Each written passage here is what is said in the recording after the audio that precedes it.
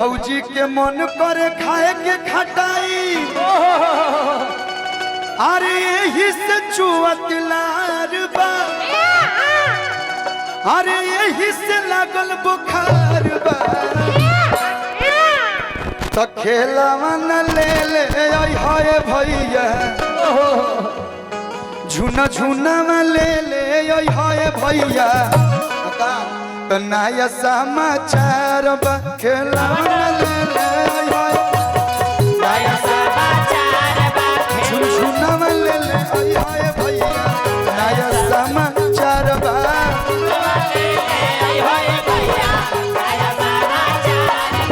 भौजी के मन कर खाए के खटाई, भौजी के मन कर खाए के खटाई, यही से चुअत लार बा, यही से लागल बुखार बा।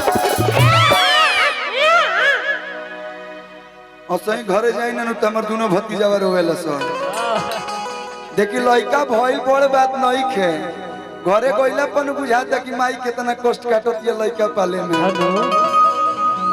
अपने ना सुतेले भौजैया हमार, लेकिन दोनों बबुआ के सुतावेले। कबो कबो हमारे दिन सुतेले रात भर जगा दी।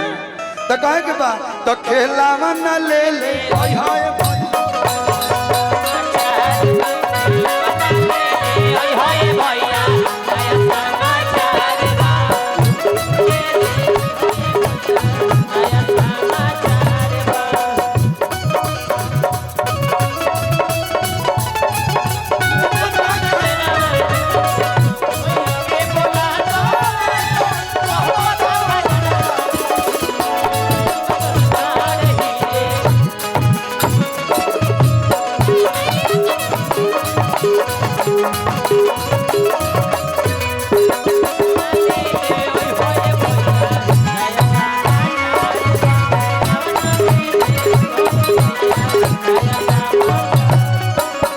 छोटका भैया कहता, अरे डॉक्टर साहेब से कहनी हकाल है।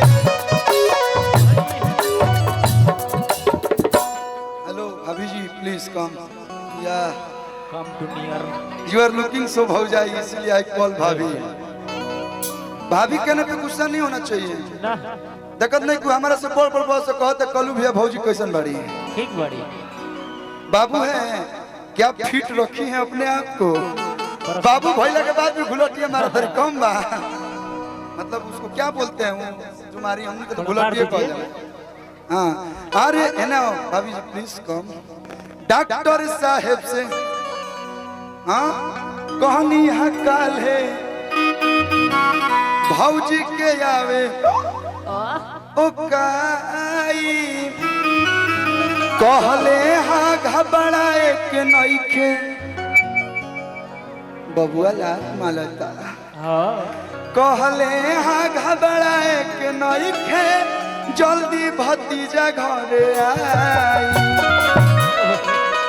दूगो होने भतीजा दूगो है ने 25 जनवरी किंग करे के जाए के बस सोहर गावे। हनुमान पाने नामे हनुमान बा, लेकिन यहाँ हनुमान जी के कोनो लक्षण नहीं थे। यहाँ के बिना पोछ वाला हनुमान जी हैं। वहाँ के बाल ब्रह्मचारी रहुआ, बाप रे बाप देवता। मुस्कान ट्रेवल्स के मालिक तो सरकार है यहाँ के शक्ति भैया। अरे तो डॉक्टर साहब से कहनी हकाल है, भौजी के आवे ओ काई, कहले हाँ घबराए के नइखे, जल्दी भतीजा घरे आई।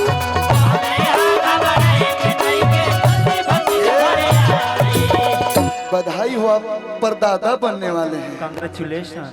हाय हाय उम्मीद देखा नहीं, भले हमने किंग करके चाचा कहे नहीं लोग, लेकिन हमारे बाबा हमें। हम जब छोट रही हमरा के केहू स्टेज कहीं ना मिले, बाबा के माँ अम्बे ऑर्केस्ट्रा ग्रुप चलत रहे। आज हम अपन मंच करत तनी तेकर पूरा श्रेय हमारे गुड्डू बाबा के। एक बार जोरदार ताली बजा के स्वागत कर दिलो। कोनो भी काम छोटा बड़ा ना होला। आज कलू एजा खड़ा बने तो एगो ऑर्केस्ट्रा ग्रुप से आके आप सबके बीच जोन भी तनी मनी गावत रोवे देना बाबा। और जीवन भर चाहे कल्लू कहीं भी रहे, दहिया में जब तक सांस चली तब तक आपका आभारी रहूंगा।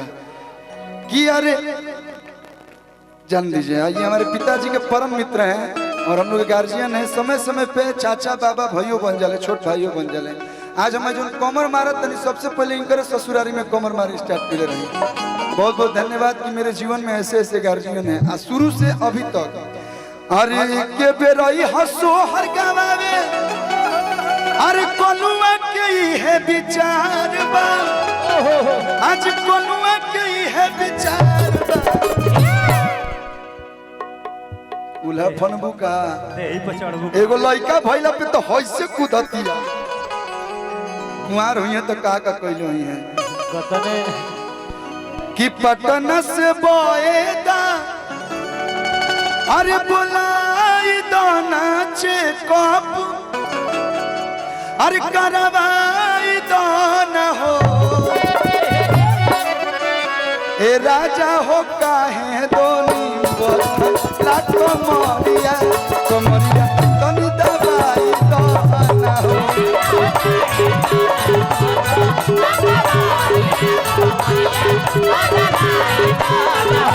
पटना से बहेदा बोलाई दो नाचे कप, करवाई दो इंजेक्शन लगाई दो ना हो राजा हो काहे दोनी बत लाखो मोरिया कोमरिया तनी दबाई दो ना हो।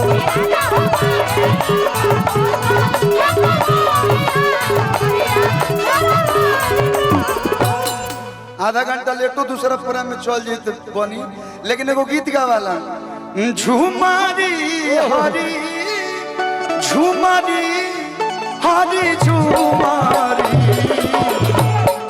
तयाबू बबुआ भइले नंदलाल हो खेल हरी झुमारी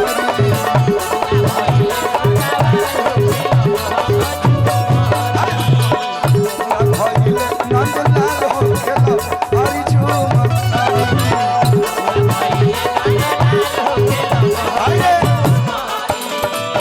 बबुआ के माई हई तो बबुआ के मौसी है का बड़ी करियाई की पियर की करियई। हाँ ये ठीक भी है। बबुआ के मौसी अरे खूबे लगावा, काठी काठी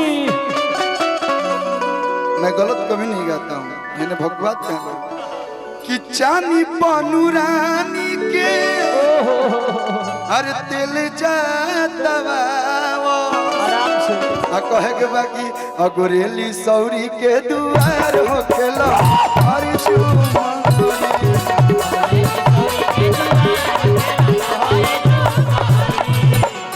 एक लाइन बबुआ के चाचा खातिर। अरे बबुआ के चाचा अरे बड़ी कौन जूस हो भाई बा बेटा लुटा वसले मत चूस हो।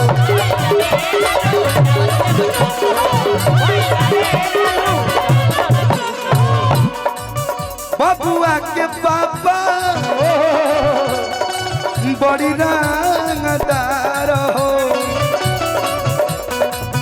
लेके हजरिया उड़ा वस्पर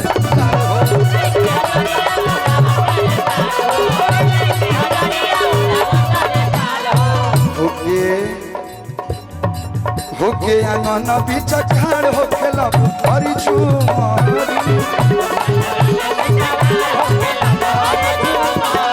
अब बबुआ भइले नंदलाल हो खेला हरी झुमारी।